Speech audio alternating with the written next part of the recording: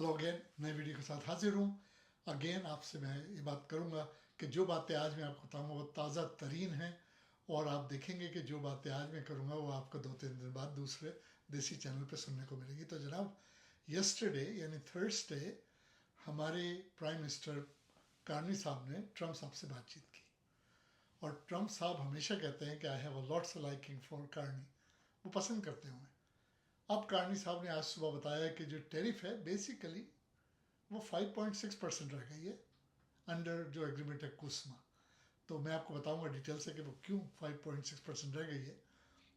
इसमें हम ऑटो की, एल्यूमिनियम और स्टील की बात नहीं करेंगे, तो हम डिटेल से बात करेंगे। दूसरा ये कि रशिया ने आज 500 ड्रोन्स मार दिए यूक्रेन पे दोबारा। तो इसका मतलब है कि 3.5 साल की जो जंग है ये कहीं नहीं जा रही, यूक्रेन में कोई पीस नहीं हो रहा। इसराइल ने फिर जाके आज 25 लोग शहीद कर दिए गाजा में। आधी दुनिया ये बात कर रही है। आज मैं देखा था यूनाइटेड नेशन में ये बात हो रही है कि इसराइल ये जुल्म कर रहा है, लेकिन कोई उसका हाथ पकड़ने वाला नहीं है। ऐसा क्यों है? ऐसा क्यों है कि लोग बातें कर रहे हैं, आधी दुनिया बातें कर रही है, लेकिन अमल दरामद इसराइल उस पर नहीं कर रहा? तो उसको किसकी बैकिंग है? थोड़ा सा हम उस पर डिस्कस करेंगे। थोड़ी सी हम ये बात करेंगे कि अब कार्नी साहब ने कहा कि जबकि टैरिफ का मामला बेहतर हो गया है और सितंबर 1 से उन्होंने जो अमेरिका के ऊपर रिटेलिएशन की वजह से टैरिफ लगाई थी वो वापस ले रहे हैं। और मैं सुन रहा था ट्रम्प साहब को, ट्रम्प साहब ने वेलकम किया, उस पर भी थोड़ी सी बात करेंगे। हम ये बात करेंगे कि इमरान खान साहब की जो 8 केसेस में 9 मई के सिलसिले में ज़मानतें हुई हैं, उसके बावजूद आसार क्यों नज़र नहीं आ रहे कि वो बाहर आएंगे, इस पर हम बात करेंगे थोड़ी सी। दूसरा ये कि आसिम मुनीर के खिलाफ कांग्रेस में एक बिल जमा हुआ है कि उन पर पाबंदी लगाई जाए अमेरिका में। दूसरी जानब अमेरिकन सदर ट्रम्प साहब ने 500,000 यानी 500,000 वीज़ा होल्डर जो हैं उनको रिव्यू करने का हुक्म दिया है। अमेरिकन वीज़ा जिनके पास है, 500,000 के पास, उनके वीज़े रिव्यू किए जाएंगे और अगर कोई प्रॉब्लम हुआ तो उन्हें डिपोर्ट कर दिया जाएगा। तो चलिए हम शुरू करते हैं वीडियो। सबसे पहले हम बात करते हैं जनाब ट्रम्प साहब और हमारे प्राइम मिनिस्टर मार्क कार्नी साहब की जो कल बातचीत हुई है। कल उनसे बात हुई जिससे दोनों लीडर्स सेटिस्फाइड हैं। ट्रम्प साहब को मैं सुन रहा था आज, उन्होंने कहा कि I have a lots liking for Carney, is a good man, और वो चाहते हैं उनके साथ काम करना। तो ये एक पॉजिटिव है, क्योंकि देखिए जब से ट्रम्प साहब सेकेंड टर्म में जीते हैं, उनको पता ही उनके आखिरी टर्म है, तो वो इस तरह एक्ट कर रहे हैं जैसे वो पूरी दुनिया के सदर हो। हर एक को ऑर्डर दे रहे हैं, टैरिफ लगा रहे हैं, इसको परेशान कर, सब उनसे परेशान है। अमेरिका यानी परेशान उनसे, ये नहीं कि पूरी दुनिया में, अमेरिका में भी लोग परेशान हैं, उनके खिलाफ मुजाहरे भी हो चुके हैं। अब उन्होंने जनाब ऑर्डर दिया है कि 500,000 यानी 500,000 अमेरिकन वीज़ा होल्डर्स को रिव्यू किया जाए कि उनके पास सही वीज़े हैं कि नहीं, मैं उनको डिपोर्ट करूँ। ये पहले दिन से ट्रम्प साहब ने कहा था कि मैं मिलियंस ऑफ लोगों को वापस भेजूंगा जो इलीगली रह रहे हैं, वो लीगल तरीके से हैं। तो अब उन्होंने ये ऑर्डर दे दिया। दूसरी जानब ट्रम्प साहब ने एक नई हेड पहननी शुरू की है, पता नहीं आपने देखा कि नहीं। पहले वो कहते थे लेट्स मेक अमेरिका ग्रेट, अब उनकी हेड पे लिखा है कि Trump was right about everything. आप देखिएगा। एक और चीज़ मैंने ये देखी कि ज़ेलेंस्की साहब ने सूट पहन लिया। वो हमेशा से बनियान पहन के आते रहे, मैं तो उसको बनियान ही कहूँगा, बड़े कैजुअल टाइप से आते रहे वो। ठीक है, उनका मुल्क वॉर टोर्न है, तो maybe that's the right way to dress up, लेकिन मैंने देखा उन्होंने सूट पहन लिया। तो ये क्यों सूट पहना, थोड़ी सी हम उस पर मौका मिला तो बात करेंगे। दूसरी जानब ये हो रहा है जनाब कि कार्नी साहब ने आज सुबह अनाउंस किया और कहा कि जो हमने अमेरिका के ख़िलाफ़ टैरिफ लगाई थी यानी रिटेलिएशन में, वो सितंबर 1 से वापस ले ली जाएगी। कार्नी साहब ने यह भी बताया कि ज़्यादातर अमेरिका और कनाडा के दरमियान जो दरामद बरामद होती है, तिजारत जो होती है, उसकी टैरिफ अब सुकड़ के 5.6% रह गई है। अब उनसे सवाल किया गया कि जनाब कैसे, तो उन तफसील ये बताई कि जो फ्री ट्रेड हुआ था ना अमेरिका, कनाडा और मैक्सिको के दरमियान, वो दोबारा से एक तरीके से ज़िंदा हो गया। तो उन्होंने कहा कि जो जो गुड्स, ये जो जो तिजारत फ्री ट्रेड के थ्रू हो रही थी जिन अशिया की, उन पर बेसिकली अब 5.6% टैरिफ होगी, जिसमें ज़ाहिर है स्टील, एल्यूमिनियम और ऑटो सेक्टर इंक्लूडेड नहीं है। तो वो कह रहे हैं हम इस पर भी काम कर रहे हैं। अब ट्रम्प साहब का बार बार ये कहना कि मुझे पसंद है कार्नी, वो बार बार कह चुके हैं कि I like Carney, I want to work with him, ये खुश आइंद बात है कनाडा के लिए कि ट्रम्प साहब जैसा सख्त आदमी, जिसे मैं सख्त ही कहूँगा, उनको पता है ये आखिरी टर्म है, जो करना है कर जाओ, और वो सारी दुनिया को नाराज़ किए बैठे। तो उन्होंने ये कहा कि वो बात करेंगे कनाडा के साथ और नॉर्मलाइज हो जाएंगी चीज़ें। जबकि कनाडा ने एक बहुत अच्छा अनाउंस किया बात करने के बाद, के प्राइम मिनिस्टर ने कहा कि जी सितंबर 1 से हमने जो रिटालिएशन में टैरिफ लगाई थी अमेरिका के ऊपर वो हम वापस ले रहे हैं। तो ट्रम्प साहब ने इसका भी खैर मकदम किया है। अब अगर हम मुल्क की बात करें तो ईमानदारी की बात यह है कि मुझे कार्नी साहब से बहुत उम्मीदें थी और मैं उनकी रैलीज़ में गया हूँ जब भी वो टोरंटो आए, और मैंने उनसे सवाल भी किए। उनका जो हाउसिंग के बारे में प्लान है, यानी अब उन्होंने अनाउंस ये किया है कि भाई 500,000 यानी 500,000 हाउसेस एक साल में बनाए जाएंगे, और हम बिल्डर्स की भी फाइनेंस की हेल्प करेंगे, और हम जो फर्स्ट टाइम बायर्स हैं उनसे 50,000 तक जो HST है नए घरों पे वो रिमूव कर देंगे।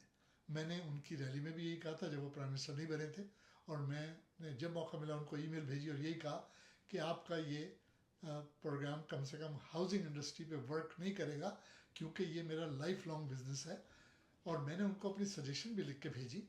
मुझे नहीं पता कि उन्होंने वो पढ़ी कि नहीं पढ़ी, क्योंकि जाहिर है प्राइम मिनिस्टर साहब मेरी ईमेल तो नहीं पढ़ते होंगे, स्टाफ ने दी नहीं दी मुझे नहीं पता, लेकिन मैंने उन्हें सजेशन दी थी कि मैं 40 साल से बिजनेस करता हूँ, क्या चीज़ वर्क करेगी और क्या चीज़ नहीं वर्क करेगी। मैंने उनको रैली में बात कही थी कि कार्नी साहब, अगर 50,000 फर्स्ट टाइम होम बायर्स को HST रिमूवल का ऑप्शन मिलता है नए घरों पे, तो बिल्डर उसकी कीमत बढ़ा देगा, कोई फ़ायदा नहीं होगा उनको, आप सब्सिडी दें। और मैंने कहा फिर रीसेल होम का क्या होगा? अरे मैंने को बड़ा लंबा आर्टिकल उनको लिखा, उसमें मैंने ये लिखा कि रीसेल रियल एस्टेट की मार्केट तो तबाह हो गई है बिल्कुल, उसके लिए आप लोग क्या कर रहे हैं? आप 500,000 घर बनाएंगे, 500,000 अफोर्डेबल होम, उससे रीसेल वालों को क्या फ़ायदा होगा? हमें जो बेचारे स्टक हुए हैं, घर नहीं बिक रहे, और बिक रहे हैं तो 100,000 कम में बिक रहे हैं लिस्टिंग प्राइस से, उनका क्या होगा? उनके लिए आप क्या करें? उनको आप किस तरीके से सब्सिडी देंगे या आप क्या करेंगे? आप बिल्डर्स की फाइनेंसिंग कर रहे हैं इसलिए कि बहुत सारे प्रोजेक्ट बंद हो रहे हैं, तो उससे आप बिल्डर्स को मालदार करें ना, आम कैनेडियंस को उससे क्या फ़ायदा होगा? तो मैं समझता हूँ, देखिए हम सब जब आवाज़ उठाएंगे ना अपने अपने MPs के थ्रू, मैं देसी MPs की बात नहीं कर रहा हूँ, पाकिस्तानी MPs तो मैं बार बार ये बात कहता हूँ, they are good for nothing.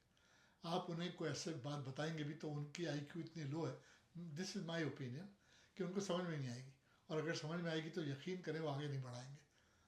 तो आपको हर इंक्लूडिंग देसी MP अपने MPPs के पास जाना है और उनसे कहना है कि भाई आप कार्नी साहब से बात करें, कोई कॉन्क्रीट किस्म की इम्प्रूवमेंट आए, मुल्क तरक्की करे। और अब तो जिसका रोनर होते थे कि इन्फ्लेशन वो भी डाउन हो गया। देखिए सारे हमारे जो मूवर्स एंड शेकर्स हैं वो कहते थे अगर इन्फ्लेशन 2% से नीचे आ गया तो इंटरेस्ट रेट भी कट होगा और मुल्क में तरक्की भी होगी। जनाब आ गया 1.84%, क्या हुआ? कुछ भी नहीं हुआ। तो इस पर वर्क करना चाहिए, और ये ग्रास रूट से काम होता है। देखिए हम जो वोटर्स हैं ना, हम बहुत अहम हैं, लेकिन हमें अपनी अहमियत का पता नहीं। हमें चाहिए अपने अपने MP को जिनको आपने इलेक्ट किया उनको क्रैक डाउन करें कि भाई क्या हो रहा है मुल्क के अंदर, आप करें ना, सजेशन दें उनको ताकि वो आगे बढ़ाएं। आप और मैं कार्नी से शायद डायरेक्ट बात नहीं कर सकते, प्राइम मिनिस्टर बहुत बिजी होता है, उसका स्केड्यूल अनबिलीवेबली बिजी होता है, बहुत बहुत ही मुश्किल है आप 1-to-1 उससे बात करें, लेकिन आप MPs के थ्रू अपनी बात पहुंचा सकते हैं और हमें पहुंचानी चाहिए। दूसरी तरफ ये जनाब कि आज मैं देख रहा था कि गाज़ा में फिर इसराइल ने जाके 25 लोगों को शहीद कर दिया। आधी दुनिया ये बात कर रही है कि इसराइल जुल्म कर रहा है, और ये भी कहा जा रहा है कि सितंबर से हम फ़लस्तीनी स्टेट को रिकगनाइज करेंगे, लेकिन मेरी समझ में नहीं आ रहा कि कोई इसराइल का हाथ क्यों नहीं पकड़ा है। आज मैं देख रहा था यूनाइटेड नेशन में भी कोई रेजोल्यूशन वो पढ़ के सुना रहे थे, न्यूजीलैंड की पार्लियामेंट ने भी बात की है, वो फ्रांस वाला बेचारा वो तो बहुत शुरू से कह रहा है, ब्रिटेन ने भी कह दिया, लेकिन इन सब ने कहा, इसके बावजूद इवन ट्रम्प साहब ने कहा मैंने फुटेज देखी जुल्म हो रहा है, लेकिन कुछ हो नहीं रहा। इसी तरीके से 3.5 साल हो गए यूक्रेन की वॉर को। रशिया को वो कहते थे ट्रम्प साहब के 2 दिन में वॉर बंद करा दूंगा, 3.5 साल हो गए, आज भी रशिया ने 500 ड्रोन मार दिए वहाँ। जबकि जनाब जो ट्रम्प की टैरिफ है इंडिया पे भी लागू हो रही है, तो इंडिया ज़रा परेशान था। तो आज हैरत अंगेज तौर पे चाइना ने कहा कि we stand firm with India. कभी हम इस पर डिटेल से बात करेंगे, क्योंकि मुझे पता है आप 10 मिनट से ज़्यादा सुनना नहीं चाहते और 9 मिनट हो गए ऑलरेडी। मैं क्विकली पाकिस्तान ले जाना चाहता हूँ, वहाँ की बात करूँगा कि 8 केसेस में 9 मई के 8 केसेस में इमरान खान साहब की ज़मानत मंजूर हो गई, लेकिन हमारे लॉ मिनिस्टर साहब ये कह रहे हैं कि वो ट्रायल तो अभी चलेगा। इसका ये मतलब नहीं है कि इमरान खान साहब जो है कल बाहर आ जाएंगे, जबकि इमरान खान साहब ने जनरल आसिम मुनीर का शुक्रिया अदा किया है कि उनकी बदौलत उनकी इमरान खान साहब की पार्टी की सफाई हो गई। कि जो जिनसे जाके मिल गए लोटे, इमरान खान साहब ने उन्हें निकाल दिया, अब सही लोग रह गए पार्टी में।